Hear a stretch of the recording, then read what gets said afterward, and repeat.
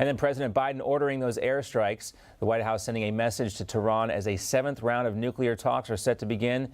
We begin with the unrest today in the Middle East. President Biden ordering those airstrikes in Syria last night. This is the second time he has done so with just about 6 months in office. Joining us now to talk more about this is former Connecticut Senator and Chairman at No Labels, Senator Joseph Lieberman. Great to see you, Senator.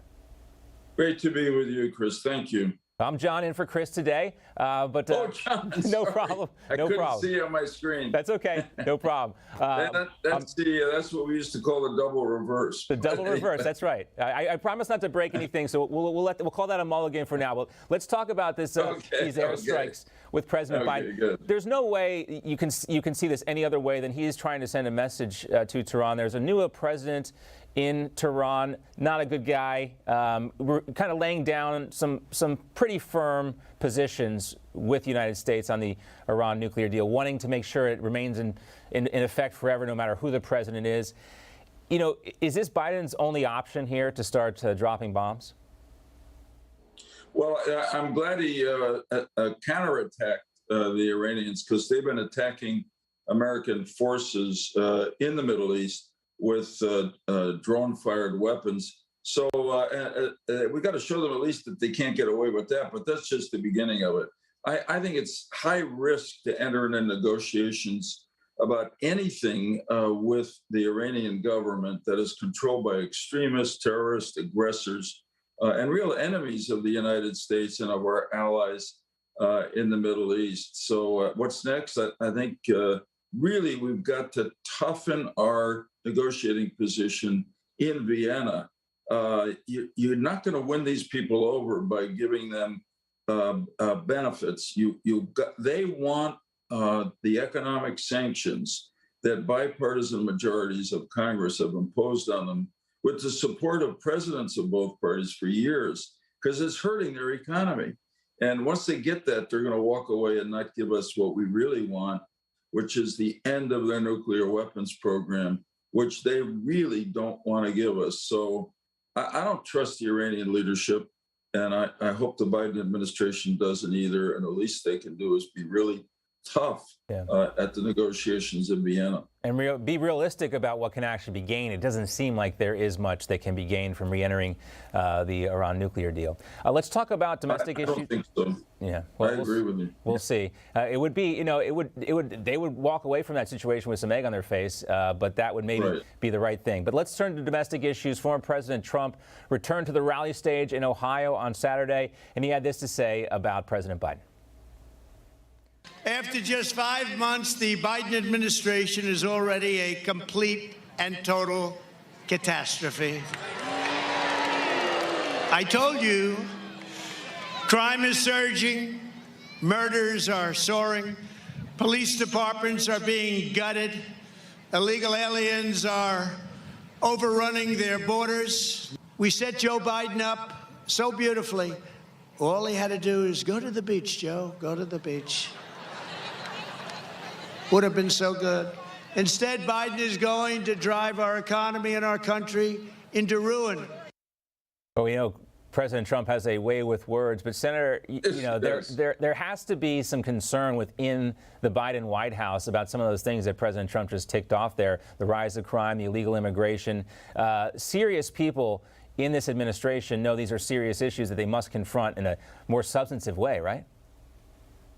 Yeah, definitely. I mean, look, the Biden presidency, I don't agree, is a catastrophe. And on what I think are the two big issues, which is the COVID-19 and the economy, things are going pretty well. But, I'm not an either-or person. I don't walk the party line. So I've got to say that part of the good progress on the economy and the response to COVID-19 began under President Trump. And President Biden has continued that. That's to our benefit. But there are other issues now that are rising up for very complicated but reasons. And the reasons don't matter because the result is really hurting people and scaring people. And that is violent crime throughout the country. And the idea that anybody rationally would say at this moment, defund the police, give me a break. Well, you said something. We ought to support and fund the police more because they're us. They're representing us to preserve our security. You said something there that I wanted to focus back on. You said, the reasons don't matter as much as the results here. But what you hear from Democrats specifically, they don't call it reasons, but they use root causes as the terminology a lot of times.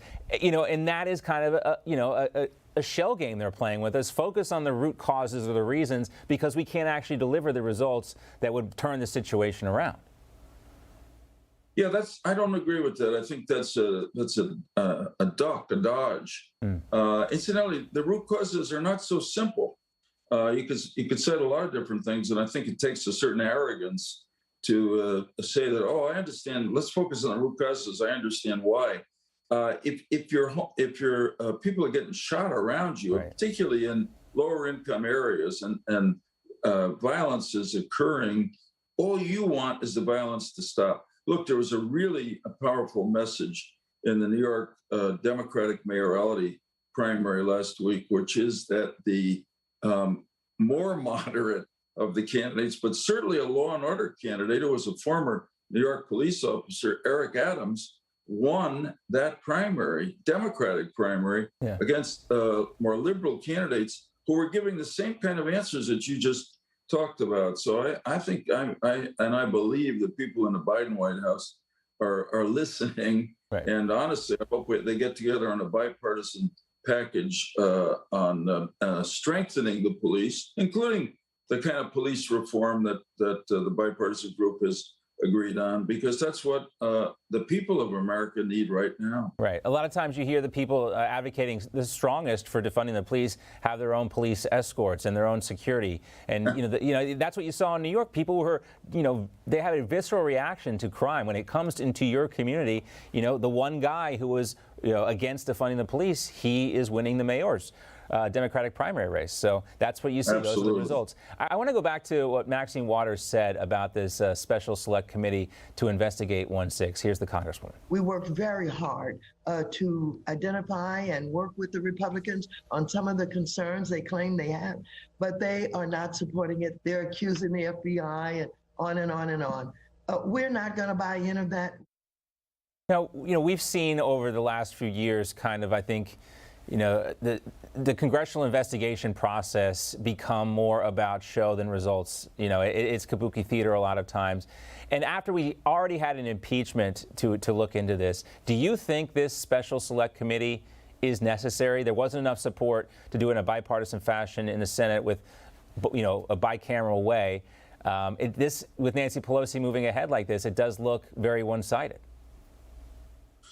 Yeah, I mean, particularly in this climate, the burden of proof is on Speaker Pelosi that this kind of select committee will be truly nonpartisan and look at what happened on January 6th and make some recommendations that are constructive and not partisan, and not just a continuation of the get Trump or support Trump narrative.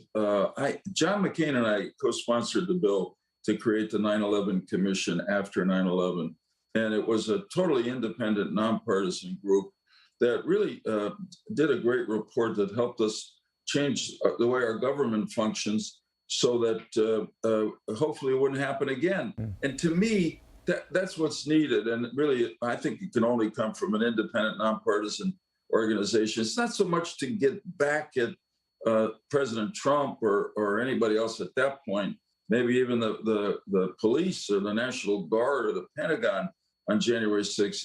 It's what are we going to do now, right, to make sure that this never happens again? Because nobody in the country, regardless of your party, wants to see a repeat of January. Yeah, it's heartbreaking to watch that video. It's heartbreaking to watch it all play out, and there's still a lot of questions about why some of that footage hasn't been released yet. And you do make you do make an excellent point. This cannot be a political thing if we're ever going to prevent it from happening again. And there's almost no way that, based on what's happened thus far, that's possible. So I'm afraid you're right. Yeah. One other thing I want to talk to you about as well is, we're watching modern day slavery right before our very eyes. We talk about it all the time here on Newsmax. You can't really get people's attention on it very often, but I think it's hard to do so because you've got the CEO of Nike out there. John Donahue saying that Nike is a brand of China and for China. They've been accused of benefiting from some of this slave labor in Western China, in the Xinjiang region. You know, how is this possible that we can live in a day and age when these reports are so readily available? We have, you know, witness testimony from people who are actually in these camps, but yet it persists. Oh, listen, right. I mean, the internet, modern telecommunications give us the opportunity to see things that autocratic totalitarian governments hid in past years. And there's no question in my mind that the Chinese government is repressing the Uyghurs in Western China. They're Muslims, but the Chinese government is afraid that they're separatists and they can't control them. They're not only repressing them, they're brainwashing them. And there's some evidence that there's even a form of genocide going on. America is always at our best in our foreign policy when we stand by our principles, as enunciated in the Declaration of Independence. And basic to that is human rights. So, okay, American companies may want to do business in China, but Lord knows, is it worth it if you mute yourself about things that are happening in China that are just repulsive to America and all we stand for? And so I was unhappy about the statement by the CEO of Nike. It's not what America should be. Right. And I'm happy that President Biden has spoken out about that as President Trump did. Yeah, you know, these companies are based in this country, but their future seems to be someplace else in China. That seems to be where their loyalty lies. It's, yeah, disconcerting to say the least. Senator Joseph Lieberman, great to see you. Enjoyed the conversation. You too.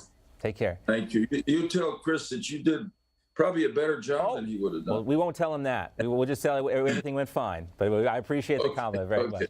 All right, Senator Joseph Lieberman. I enjoyed it. Hey, I'm Rob Finnerty. Thanks for watching. If you enjoyed this video, please join the conversation in the comments below. Don't forget to subscribe, too. Hit the bell icon to be alerted to breaking news. And remember, there's a whole lot more on Newsmax TV, America's fastest growing cable news network. Newsmax TV, we're real news for real people.